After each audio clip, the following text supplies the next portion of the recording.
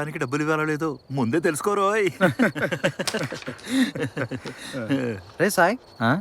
ఉదయం నీతో కాల్లో ఏమన్నాను రా? మనం ఎదవలం అన్నావురా. ఆ? థ్యాంక్స్ రా. అంటే ఏంట్రా, నవ్వితే ఎదవలం అయిపోతావా?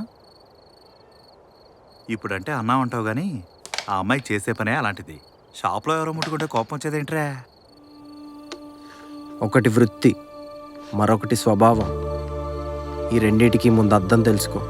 మార్నింగ్ ఈడు క్వశ్చన్ అడిగాడు రా, గుడి గడప ఏ మనసుతో తాకావో గర్భగుడిలో ఉండే అమ్మవారికి తెలియదంటావా?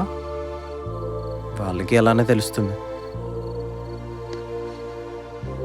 మనందరం డబ్బుల కోసం ఏదో ఒక పని చేస్తూనే ఉంటాం. మనసుకు నచ్చినా నచ్చకపోయినా కొన్ని జాబ్స్ చేయడానికి కొన్ని రీజన్స్ ఉంటాయి. అలానే ఆ అమ్మాయి కూడా చేసింది, అంతే.